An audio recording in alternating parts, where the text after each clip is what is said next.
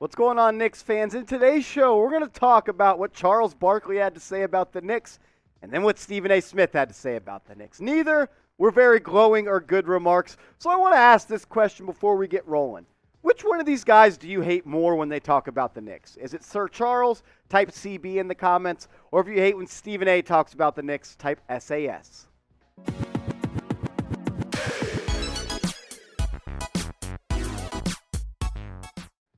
Welcome in to New York Knicks Now by Chat Sports. I'm your host, Marshall Green, and in today's show, we're going to unpack what Sir Charles Barkley had to say about the Knicks. He was asked about what the current state of the franchise is and what they need to do this offseason. And on the tail end of the show, we'll talk about our guy, or maybe your guy, because he's not my guy, Stephen A. Smith. He talked about the Knicks regarding Donovan Mitchell and then said he would do whatever it takes for the Knicks to trade for Russell Westbrook. Wow, this one's going to be a juicy show. But first, let's start off with Charles Barkley, because he was asked by someone about what the Knicks need to do to get back to being relevant, to get back to being competing. And he talked about the lack of talent on this roster and how there's not many players on this roster that are actually starting caliber players. This was his full quote when he was asked about the current state of the Knicks. He said, "They're not close. They're not close at all. They'll probably only got about 2 to 3 guys who are actually NBA starters. So the number one thing they need to do is get some talent. They got a bunch of Jags. As I call them, just a guy.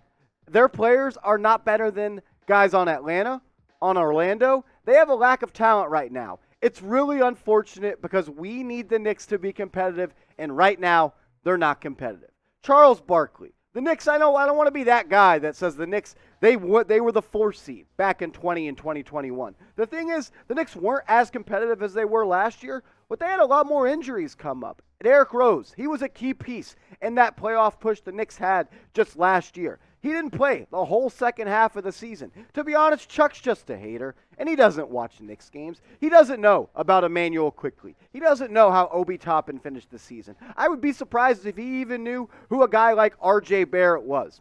I like what Charles Barkley does on TNT. I think he's very entertaining. But more often than not, I mean, they have the game of can you name this player, and Charles Barkley, when he sees the face of the player, can never do it. He doesn't watch Knicks games. He can't name more than 5 players on the Knicks. Some of the stuff he said was true, but I feel like also some of the stuff he said was just the classic talk about the Knicks to get the clicks. So let's type F Barkley in the chat. I'm not a big fan of Charles Barkley dating back to when he played in the NBA. I don't like it when he talks about the Knicks because I feel like it comes from an uneducated point of view. So if you hate Charles Barkley like I do, go down in the comment section and type F Barkley.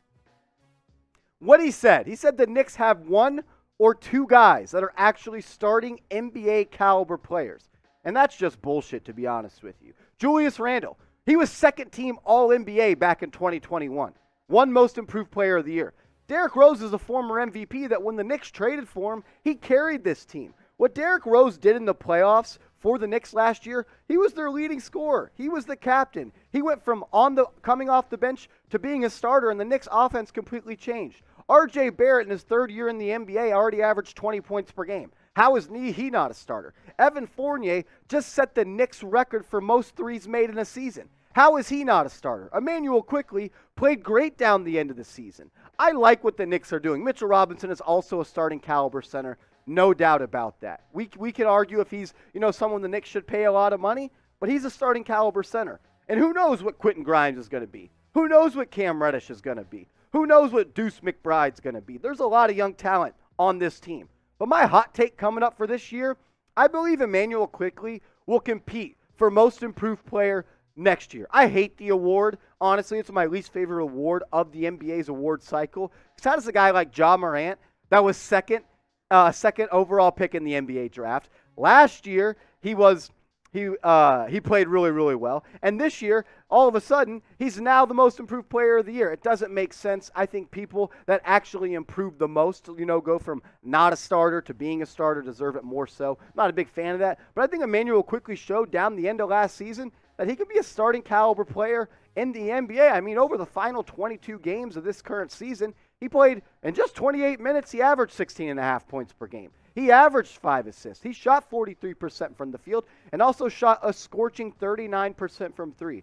The old saying is that Emmanuel Quickley is not a point guard. And that's a BS narrative. That's people just pushing their agendas. They have agendas to push. Immanuel Quickley is everything you want in a modern-day point guard. He can put the ball on the floor. He can get to any spot on the court, get his shot off at all three levels. He's a scorer first, but he also knows how to get his teammates involved. He pushes the pace. He's 6'3" with a 6'10" long wingspan. He can play defense. He likes to get others involved, and when he gets hot, he's one of the best scorers in the NBA. I have big hopes for Immanuel Quickley coming into this current season.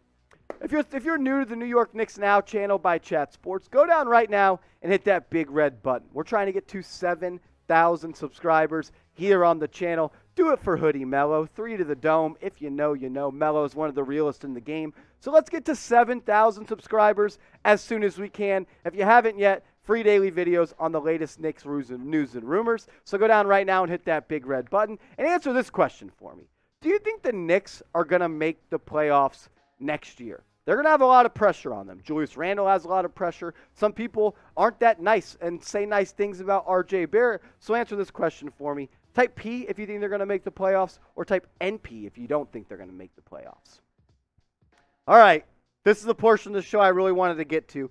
Let's talk about Stephen A. Smith and the so-called Knicks fan. I don't even think it's fair to call Stephen A. Knicks fan. I think he's the most fair-weather fan of any Knicks fan out there. But this is what he had to say about the Knicks when they were asked about, when he was talking about Donovan Mitchell going to the New York Knicks. This is what he had to say about it. He said, the reality of the situation is that the New York Knicks are not an organization that's worthy of Donovan Mitchell. I am a New York native. I am a diehard New York Knicks fan. I root for them, but they make me sick to my stomach because I am emotionally connected to this franchise who repeatedly frustrates me and ticks me off year after year after year. They don't deserve Donovan Mitchell. I hope they get Donovan Mitchell. I would be ecstatic if they get him, but I am under no illusion. I know there's a slim to zero chance that they get Donovan Mitchell. So he starts off the quote by talking about how much the Knicks don't deserve Donovan Mitchell, and they won't go get him. But then at the end of the day,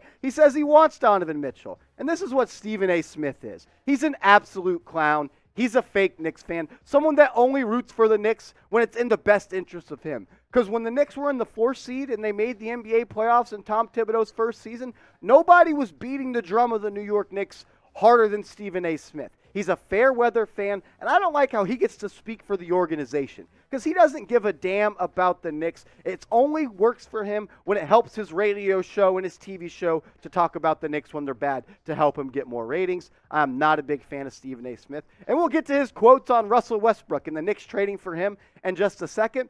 But I want you guys to embrace the face of the franchise in RJ Barrett. Get yourself an RJ Barrett jersey right now. Go to chatsports.com/StarJ. That's chatsports.com/StarJ. Because look, you know, players in the NBA change teams all the time. I'm not expecting RJ Barrett to not be on the Knicks in the coming future. I think he's going to retire a Knick. But jerseys are kind of out, and jerseys are kind of in. They're cheaper. You can hold on to them longer and wear them longer. So get yours today. Show some love. Chatsports.com/StarJ. Stephen A. Smith, and we're going to continue to break him down, a good old Stephanie A. He wants the Knicks to trade for Russell Westbrook. How can you want that to happen and then say you're a real New York fan? Any real New Yorker knows that Russell Westbrook is not a winning player at this point in his career. But this is what Stephen A. Smith had to say when he was asked about Russell Westbrook and potentially coming to the New York Knickerbockers. He said, I'd give up everybody for him with the Knicks. Everybody, okay? Because that brother right there, LA might not be the ideal fit for him, but somewhere else where that energy and that fever, that tenacity, that athleticism, I'd take Russell Westbrook in a Knicks uniform today. Stephen A., screaming A. Of course you do, because you know what? That's Knicks for clicks. You want to talk about Russell Westbrook so people can tune in. The Knicks should not trade for Westbrook. He is not the same player he once was with the Oklahoma City Thunder. Or even when he had that lone good season with the Houston Rockets, he's not that player anymore. When you look at the type of player Russell Westbrook has become, has anyone really fallen off faster than he has at the end of the day? We'll show you some Russell Westbrook stats in a quick second, but I just want you guys to air it out in the comment section. I feel like I've made myself pretty clear. I'm not a fan of Stephen A. Smith. I don't like how he's the face and the spokesperson of the New York Knicks, but I want you to air your thoughts in the comment section right now. Let me know your take on Stephen A. Smith. Let me know how you feel about him. Do you hate him? Do you love him? Do you not care for him? Let me know in the comment section right now. My take on Stephen A. Smith's take about trading for Russell Westbrook is, why blow up the roster for a descending player? Someone that's going to make $47 million this year. I get the idea of trading Julius Randle for Russell Westbrook so you can get salary cap relief next season. But the Knicks are trying to win basketball games right now. And then when you look at the type of player that Russell Westbrook has become over the past 4 seasons, he's become an inefficient basketball player. In 2018, he shot 43% from the field and less than 30% from 3. In the year after that, he shot 25% from 3. In the year after that, he shot 31% from 3. In the year after that, he shot less than 30% from 3. And he's only shot above 44% from the field one time in the last 4 seasons. At the end of the day, if you can't make shots from the outside, you can't put the ball on the deck and make a mid-range jumper, what are you really, how valuable are you in the NBA today? Can Russell Westbrook still be electrifying? Yes. Is he fun to watch? Yes. But he's also a pain in the ass to watch. And if you're a fan of his team, more likely than not, you're going to be more upset than happy with Russell Westbrook. How many times have you been watching a game just as a neutral fan and Westbrook's playing and you're like, what the hell was that? What is he doing?